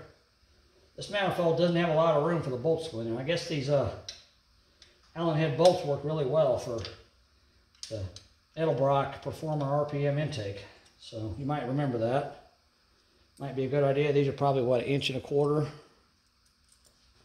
You could probably get away with 1.5 inches if you wanted to.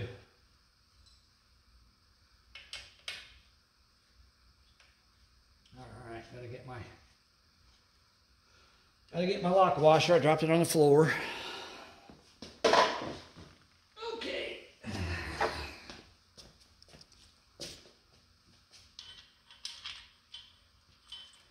Now we got all our bolts sealed up. All the ones that go into either the water jacket or the lifter valley. We got them sealed up with our lion's head shellac. And we got everything snug down. We don't have it tight.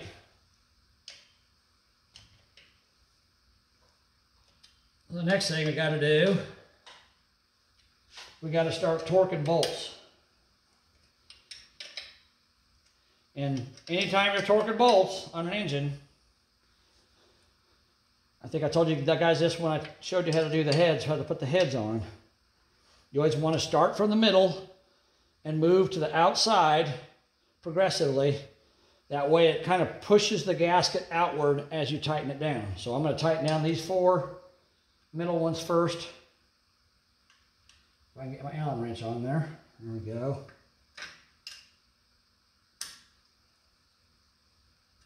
All right, that's snug. It's not super tight. It's just snug.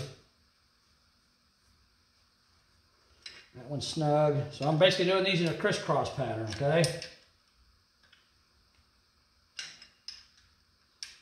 In an X pattern. So I did the front one on this side, then the back one on this side, and then the back one on this side, then the front one on this side. Like I said, this is the first tightening sequence I'm doing. All right.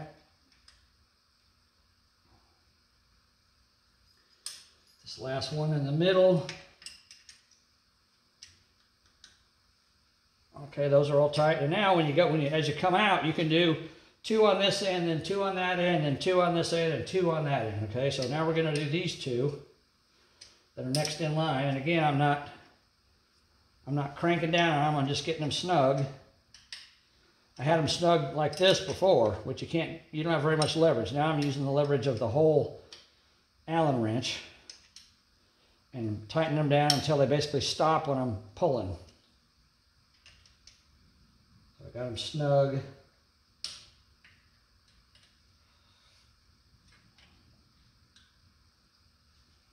All right, now we're going to go back and do these 2.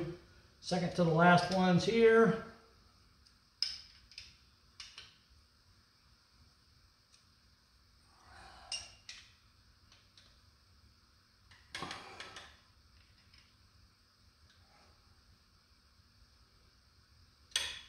All right, and then we can go ahead and do these since we're back there. It's fine.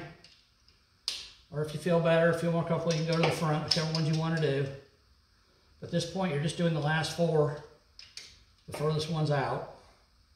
Just do one end and then the other. And you could do an X pattern if you want to, but it's really not necessary because you're so far. I mean, this bolt's so far away from that bolt, you're not gonna really affect anything by tightening down both bolts on one end. Starting to get kind of crowded in here to tighten these bolts down with all the stuff in the way. Okay. Last 2 up here, they'll be easy to get because there's nothing in the way, which I love. All right.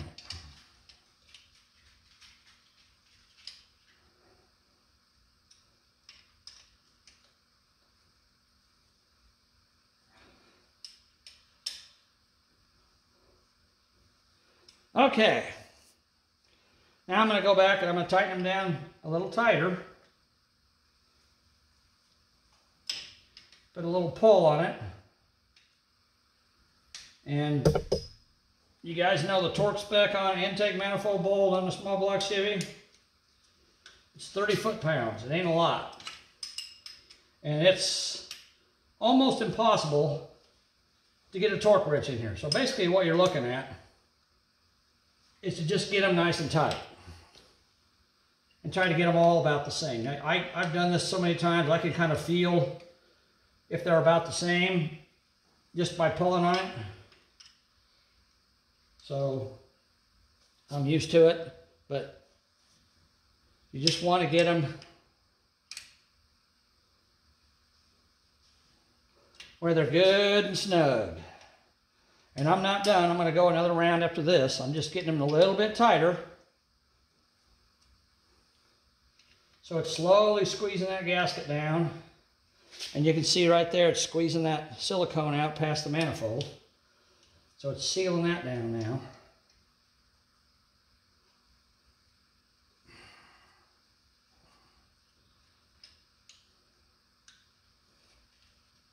Okay, we got to get these two. Come on, baby. Dang it.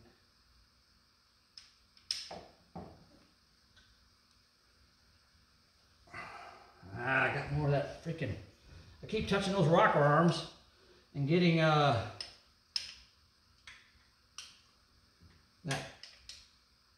high zinc grease all over my hands. Or my arm like I just did.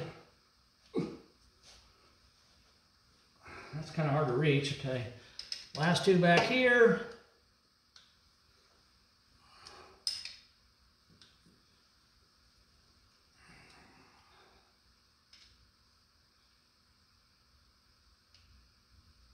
Come on, dang it. This dipstick tube's in my way.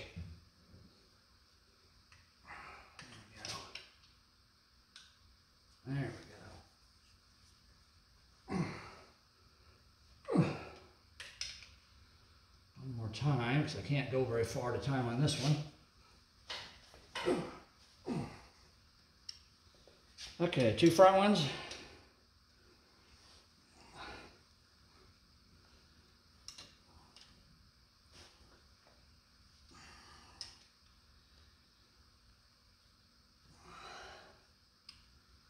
All right, now we'll take a look. Okay, you can see the grease squished out. I mean the silicone that's squished out around there. And what you can do, you can take your finger and you can run your finger right along there and get that stuff kind of spread out a little bit. And just, it makes a little bit of a mess, you know, and you can go in and wipe it off and clean it up if you want to. I need a rag, okay. So that way it helps seal it. And then if you look back here, see inside the distributor hole, you got a nice big layer of silicone in there. See that? Get my hand in there and get it kind of smoothed out. I don't need all that. That's why I put a generous dosage in there. I got it on where the distributor mounts, so I'm going to wipe that off. All right, got it on the thumb. And then I'm going to do the same thing back here. I'm going to take my hand and my finger, and I'm just going to run it. And it's kind of hard to do because you can't really see what you're doing. Just run it along the back of the intake manifold, between the intake and, see that? I got a big blob of silicone. Run it between, I can't get around where that oil line is, but I can get everywhere else. So I'm just kind of smearing it up between the intake and the engine block and just kind of shoving it up in there where it helps kind of make a smooth line of sealer. See that? Okay. All right, now we still need to tighten it down a little bit more. Hold on a second, I'll be right back. Hold on. All right, now for the final tightening sequence, I'm going to use my Allen wrench, right? But I'm going to take a deep well socket. This is a 3/8 with a extension. It's about a 6-inch extension. I'm going to put it right on the end of it like that, okay? And that's going to give me a little more leverage so I can tighten down these bolts a little easier. And you don't have to crank the snot out of it. Just, I mean, you got twice as much leverage as you had before now, so just like that. Give it a good pull. You got a nice tight. So you can see all that.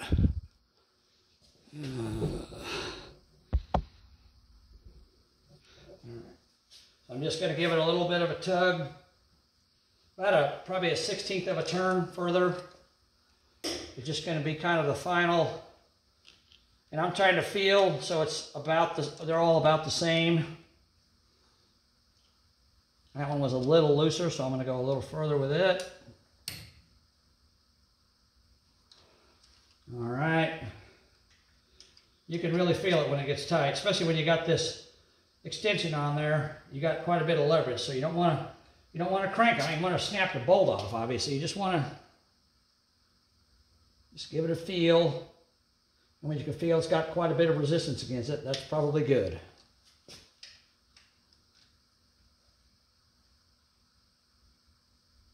All right, that's good. Okay.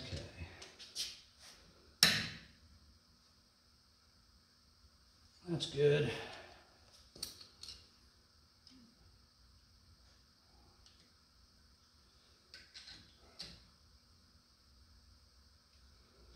I might try to go a little bit more with this one. If I can get this in there, I don't know.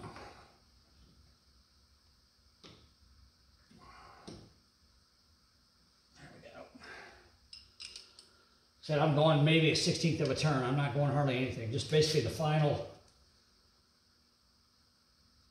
You can see how far I'm going there. I mean, I'm not going much. The final snug down of the bolt. It just makes it easier because if you're pulling on just this wrench, you got to really pull on it hard. That's why here it allows you to tighten these bolts up, and it's a lot easier than just using the Allen wrench by itself. All right, that one's good. Last two.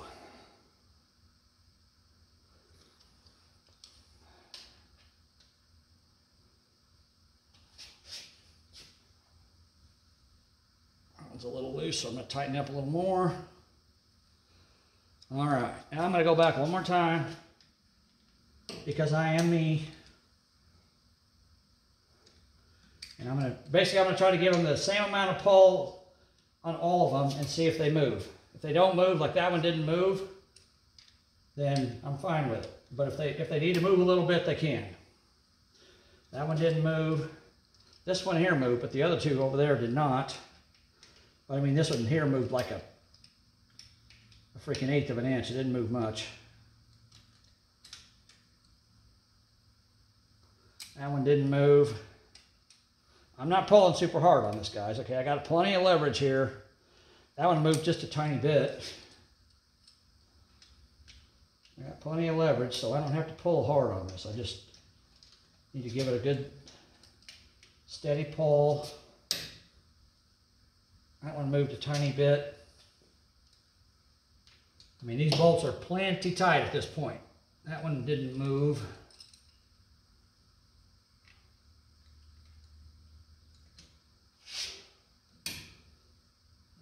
That one didn't move.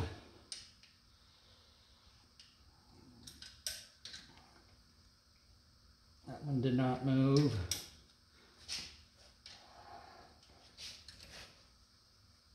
That one did not move. So when you put this 6-inch extension on here, you've got quite a bit of leverage. You tighten it down the way I just did, and you're probably not going to move this.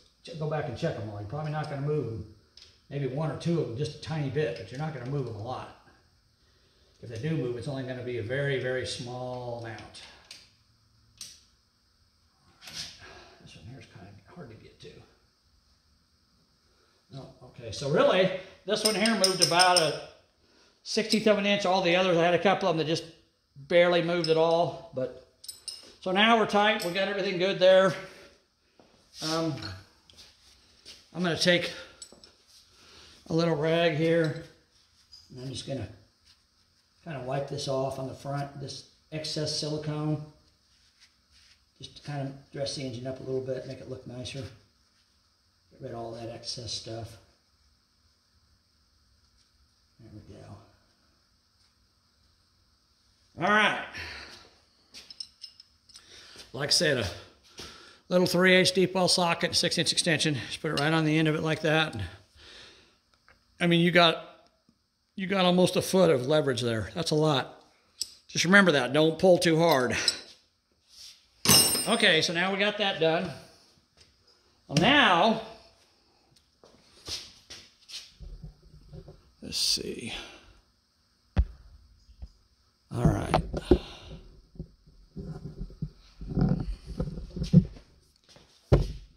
Now, if you notice, back here, dadgummit, I got more of that grease on my hand. Good night, that stuff.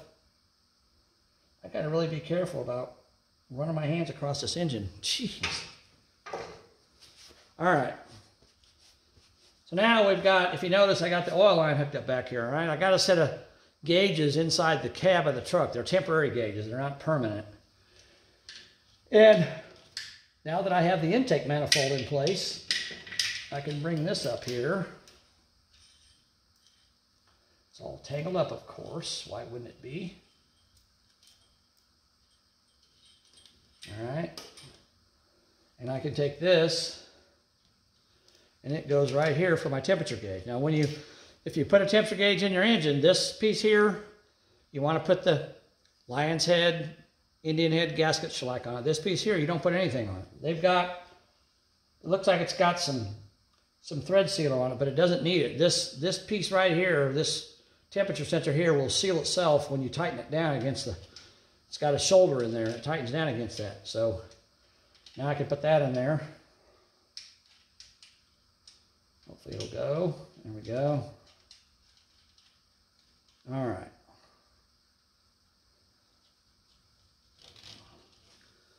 Okay, now that I've got my intake manifold on, I've got my valves adjusted, I got oil in the engine, I need to put an oil filter on it. I want to forget that.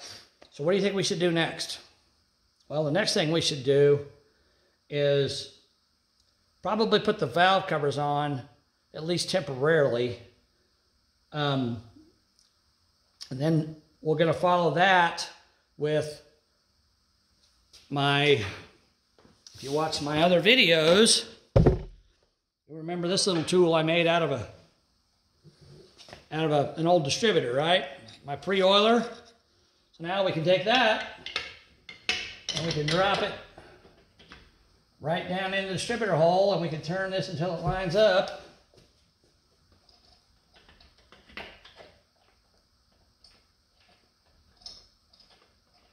All right, there we go. And I'll take my distributor clamp and I'll clamp it down just to get it to stay. Okay. Well, now I can do it with my valve covers off, but I'm concerned that it's going to start squirting oil out of the lifter or the push rods and make a mess everywhere. So I'd rather put my valve covers on. I can put them on and run my oiler, and then, like I said, temporarily put them on, and then I can pull them off and look and see if everything's covered in oil. I'll know. So that's what we're going to do next. We got the intake manifold on. We got valves adjusted. So we're going to put the valve covers on temporarily. And we got this in there already. We're going to bolt that down so it doesn't move. Then we're going to put a drill on that. I'm just going to put probably just a cordless drill on it for right now. I'd rather use an electric drill, but I'm just going to use a cordless drill for now because I don't need a ton of speed or longevity, so to speak. So I'm just going to put a cordless drill on it, and I'll get all that set up. And, whew, dang, yawning again, dadgummit. Okay, I'll get all that set up. And here's my gauges. I think I showed them to you, that yellowed package that's old. It's actually a set of Napa. You can see the word Napa there, it's upside down, but set of Napa gauges. I just got them attached to the bottom of the dashboard. They're not going to be what's permanently in this truck. The gauges that go up here have oil pressure and water temperature and all that in them, but the dash needs to be painted, so we're not putting that stuff in until after it's painted. I do have an ignition switch here installed, and this switch here is I think Bo's got a set of driving lights for this thing we're going to put on the front. But right now I'm going to hook this up to the fuel pump that goes to the fuel tank so that we can at least run it temporarily to run the engine off that. But these are the gauges we're going to use. I'm going to have the water temperature hooked up and the oil pressure hooked up. I'm not worried about the voltage meter. I don't care about that. I don't even have any wiring going to the alternator, so I think it's fine. So I'm not going to worry about that. But I do want to be able to monitor my oil pressure. And this is something you guys need to do. If you don't have, if you're putting a motor in something, you need to have a set of gauges hooked up to it before you start it up to break it in, because it's very, very critical that you monitor your oil pressure and your water temperature while it's running at 2,500 RPMs for 20 minutes, okay? All right, so let me get this set up, and then I'll be right back, and we will run that pre-oiler, and we'll see what kind of oil pressure we're getting inside. All right, I'll be right back. Hold on.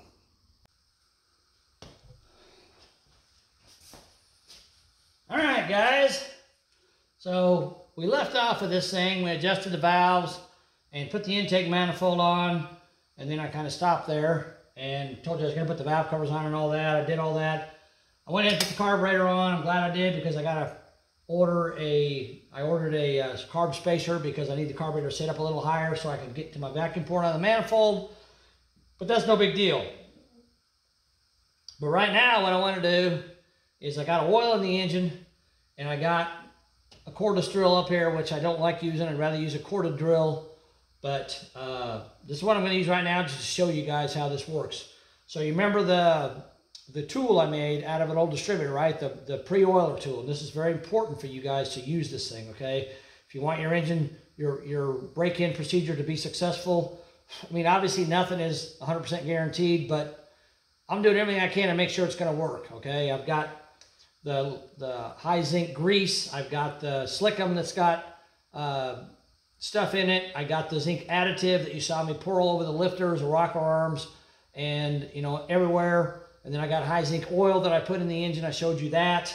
So we got all that stuff in there. So what I'm going to do is I'll just show you guys over here so you can see. So here's my drill. Get you zoomed in here where you can see where it's at. There's my drill hooked up to my special tool down there that I made out of an old distributor. So I got my drill hook up to that, and I'm going to turn the water pump. I'm going to turn the oil pump with that. And what I do is I run back out here, so you can see what I'm talking about. All right, so I run the drill for about 15 or 20 seconds, let the oil pressure build up, and then I stop the drill, I rotate the crankshaft maybe 90 degrees, and then I run the drill again. And I rotate the crankshaft, run the drill, rotate the crankshaft, and just keep doing that back and forth, as many times as I think I need to do it in order to ensure that this engine is well lubricated. Now, I can take the valve covers off and look in there, but I don't want to right now because I already ran the drill. And if I got oil coming up through the rocker arms, through the push rods, it's going to be along the bottom edge of that valve cover, draining away right now. And if I take that valve cover off now, I might have oil running all down the engine and all over the headers and everything. I don't want a big mess, so I'll let it sit overnight and let that drain off before I pull the valve covers off. If I do, I don't really need to. I think I'm fine. But anyhow, so here's what I'm going to do. I'm going to run that drill, and I want you guys. Your responsibility is to come right over here, and I'm going to zoom you in. And there's my oil pressure gauge. Zoom you in even more. All right. So this is my oil pressure gauge right there. Can't even see my hand, it's zoomed in so much. Anyhow, that's my oil pressure gauge.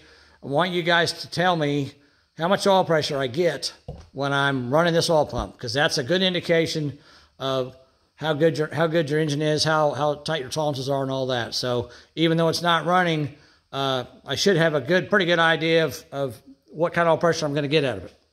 All right, here we go. I'm going to crank the drill up. You guys tell me how much pressure I got. All right, here we go. Ready, set, go.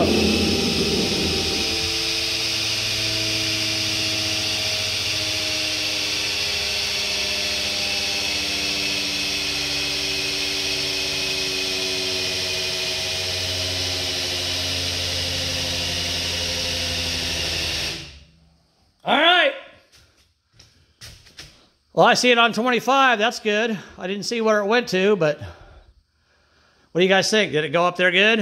All right, let's back out here. Okay. So that's what you do. I got, like I said, you want to have some gauges hooked up to your engine. I don't care if it's gauges like this or it's your factory gauges, whatever. You want to have gauges hooked up. You want to at least have two things. You want to have your oil pressure indicator hooked up, and preferably a gauge that's actually got readings on it where you can read numbers. And you also want your water temperature hooked up so you don't make sure you don't overheat your engine while you're running it for 20 minutes. And I'll show you the braking procedure here in a day or so when I get ready to do that, okay? So, this pretty much concludes, move this over just a little bit. This pretty much concludes all the video about setting your valves and getting your top end ready to go, all the prelude stuff, all the zinc stuff.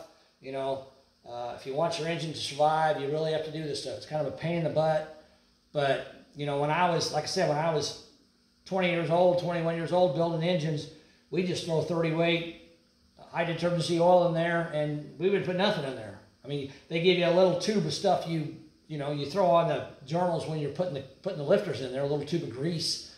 But it was barely anything at all. And we'd fire them up and run them 20 minutes and no problem. But now you got to do all this extra crap because they can't make anything worth a dang anymore. So it sucks.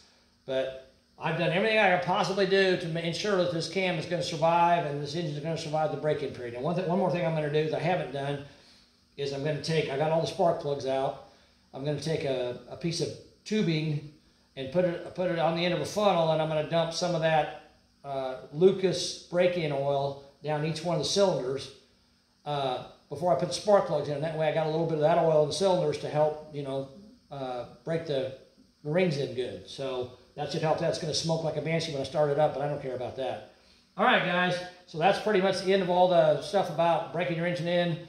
And I'll keep working on this thing. As you can see, it's starting to look really pretty now. I got videos on there about the power steering installation because it's not easy, and also battery location. Now I'm going to make a video about the radiator here too because you got to do stuff to the radiator to make it work too. It just isn't a bolt-in thing. So let me get that done, and we'll talk to you guys later. All right, have a good night. Bye.